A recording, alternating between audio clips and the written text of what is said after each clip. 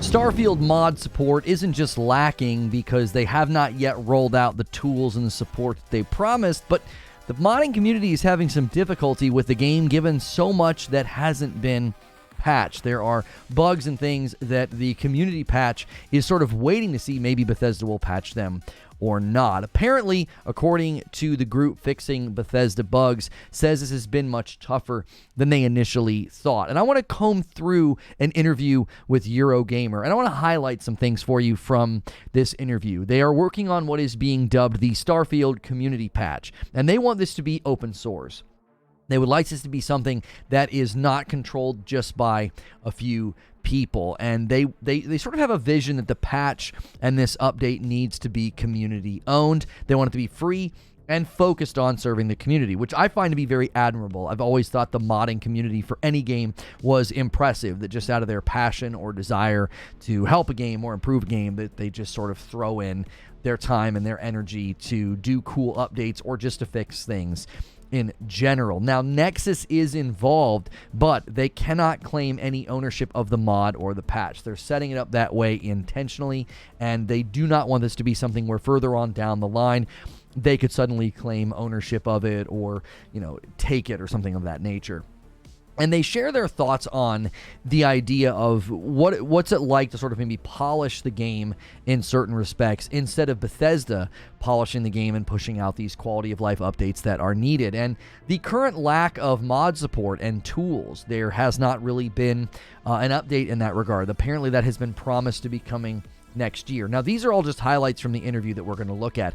There was, according to these people working on the patch, there was no quality assurance from Bethesda for mod support. Modding really is only possible by these people because they have experience modding the creation engine in the past. This is not something that has been baked in to the game. As far as they can tell, it looks like Bethesda plans to add mod support later rather than launch that way. So there are currently at this moment 400 plus issues that are backlogged, and it's unclear whether or not Bethesda is going to fix them, or maybe this community should focus on fixing them. They're kind of stuck on that, because you don't want to waste your time fixing something that Bethesda's going to come behind and fix anyway. Their goal is to make the vanilla version of the game as good as possible. This is not designed to be something where Thomas the Tank Engine's in the game or you're able to get every gun. That is not their goal. They're not going to be balancing anything unless it's obviously a problem or an error or a bug. And they continue to want to do this. They want to help the community. They want to help the game. So I wanted to look at this interview and just read through it with you and kind of react. And those are kind of the high points we're going to be looking for. Written here by Liv over there at Eurogamer. Starfield group fixing Bethesda's bugs say their job is tough as mods feel like an afterthought. The only reason we can mod it already is because we've modded other games using the same engine and we know what to do. So this is sort of contrary to everything that was promised, that there was going to be mods and mod support. Now, I don't know if there was ever specific statements about that's how it was going to launch. There may have been vague statements, and as long as they make good on that sometime in the future, somebody might say, hey, that's coming. I think that's been a bit of a problem with games lately, not just Starfield, the idea that, they'll fix it later. I was very frustrated with the way Jedi Survivor launched, we'll fix it later. That's very irritating. And this is not necessarily like, we'll fix it later. It's, we'll add mod support and mod support tools later. But beyond that, there are those quality of life issues that have not been addressed. And here in the article, 2 months on the release from Starfield, players are still waiting for Bethesda to address the numerous bugs which are present. But there's a whole other group of players out there taking matters into their own hands. The team behind the Starfield community patch, an ambitious and surprisingly professional tasking force trying to fix the game themselves. The project came under the spotlight about a month before Starfield release. It was wild to think that a group of modders could already be working on a mod for Starfield before it even released, but there they were anticipating the Bethesda jank fans have come to expect. Now, I do remember when this made headlines. It was very much like, people are already anticipating fixing Starfield. And I think some of it was, misrepresented, almost as if like, the game's going to be bad or it's going to be buggy. They were just gearing up because they knew there were going to be things in a game of this size that they could help with, that they could polish or fixed. So I do think some of this got a little bit slanted against Starfield before it was even out, or against Bethesda before it was even out. This is a community goal thing, and you see here what their goal was. The SCP's goal is to improve the vanilla experience of Starfield for players by fixing everything from major bugs to spelling errors, so long as it presents some sort of issues for players in the base game. The scope of the patch does not include new content, balance changes outside of correcting obvious errors, or anything which doesn't fit with Bethesda's original vision of the game. Now, if you're like me, okay, I've never been a big fan of modding games. I want to play the version that the developers built. And that's their goal here with this community patch. So I respect that. I think that's awesome that they're not just doing this for the fun of it, of like, hey, now you can play as, Boba Fett or something, or the Mandalorian. They're doing this to make the base game better, which I think is admirable. And here in the article, they say that I spoke to Timothy Halgari, one of the founders of SCP, to find out why the team came together, in essence, to do Bethesda's work for them, and ask why they've ever had if they've ever had any contact with Bethesda. I came away from our chat with a deeper appreciation for the project, which is more than just a simple effort to improve the experience of Starfield.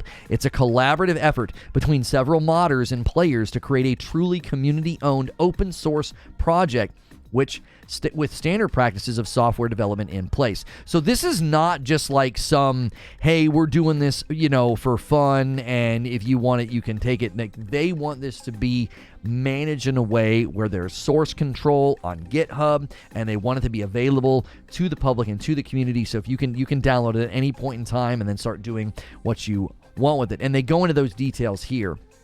Modders Pickysaurus and Halgari first began discussing the idea as early as December of 2021. The desire wasn't just to create a patch that fixes Starfield, but to create a project which would be open source, free for anyone to download to use for their own modding work. Traditionally, here's the quote, the main unofficial patches for Bethesda games have been directly controlled by one or maybe two people. This is Halgari explaining it, and what gets accepted and what doesn't is completely up to them. So they're going for a different approach. They said the question they asked themselves is, what can we do right now to start laying the groundwork so that no one, not even Nexus mods, those are the people currently in charge, can they control the project? They don't want that to be the case. So it took a while for the team to come up with an answer to that, but resulted in the team applying the MIT license on the code. The MIT license is open and loose, allowing people to take SCP and publish their own mods with it, so long as the license is included with any child projects.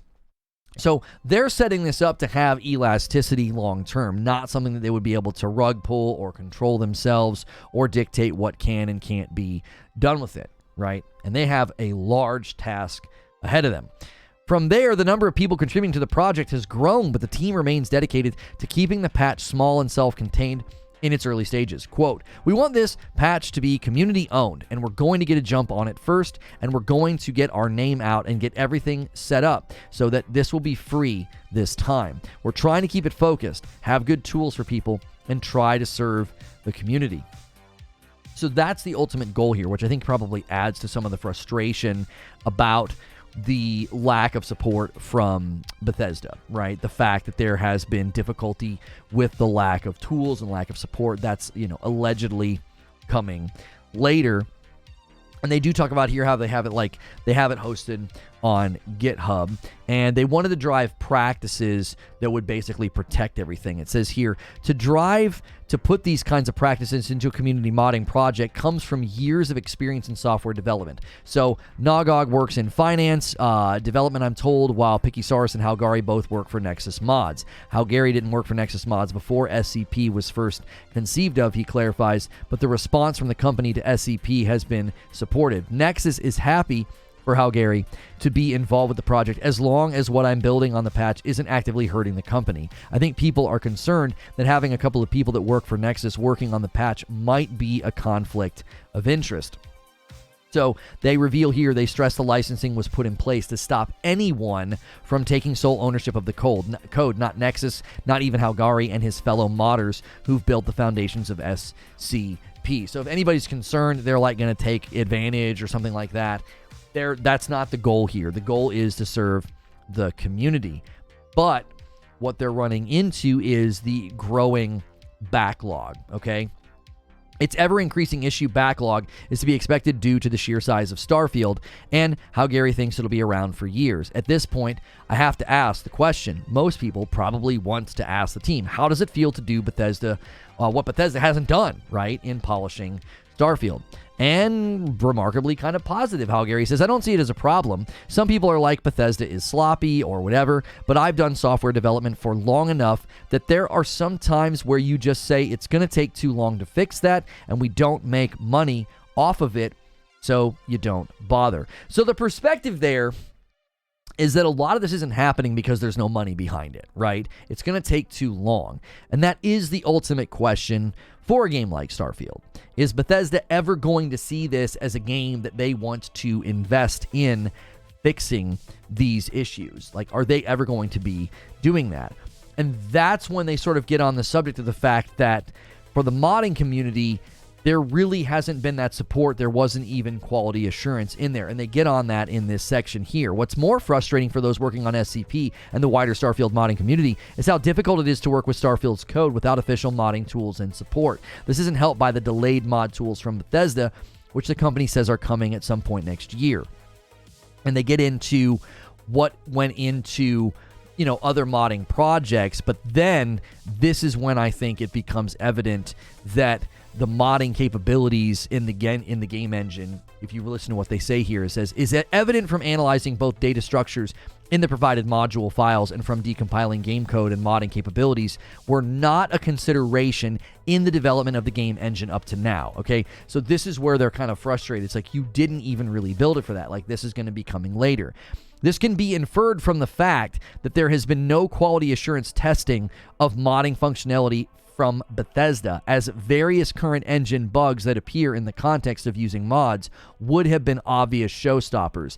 Any existing modding capabilities appear to be incidental, stemming from the engine's legacy code based on the required work needed in the context to maintain functionality within the confines of editing Starfield, using the internal version of CK2. So what they're basically saying is that they can tell by looking at the code that there was no quality assurance. It's almost as if they assumed that, well, we'll do that later. And this is when they talk about how the only reason that we can mod this is because we've modded the other games using the same engine and we know what to do. But a lot of stuff is really broken compared to other games. Now, that was the headline I'm seeing people run with, right? They're trying to say that, like, Starfield's broken and the modders are saying it's more broken than any other game, right?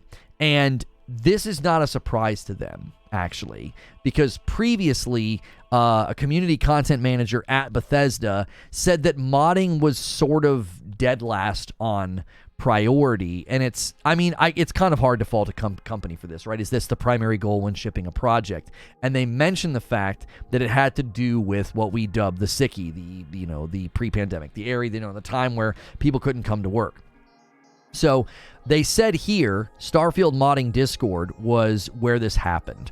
The community content manager at Bethesda said mods was dead last for priority, and when the pandemic hit, it was easy to put it on the back burner. So it was not something that was a top priority for them. And I don't fault them for that. I think the goal was to get the game out the door, not to be like, oh, we better make sure we have that mod support there. Personally, I have consistently said that I would like to see Bethesda shift away from Creation Engine, and one of the pushbacks is always, but the modding community. Well, at some point, you have to make the decision of what's best for the game, not what's best for the modding community. And that's not a slight against the modding community. They clearly are passionate and dedicated to doing good work, but I do think that that is fundamentally something that will have to be a decision that's made down the line. I don't know if this engine is adaptable to the future needs of games like the next Elder Scrolls, if you really want it to be, a next-gen title, if you really want it to look that good. And so they basically conclude by saying that the lack of support as well as communication is one of the biggest frustrations, right? The lack of support and communication from Bethesda is one of the biggest frustrations. The 400-plus issues currently backlogged by SCP could be addressed by Bethesda, but the team has no idea if it will. If Bethesda's actually going to fix this stuff, are they going to fix the performance issues?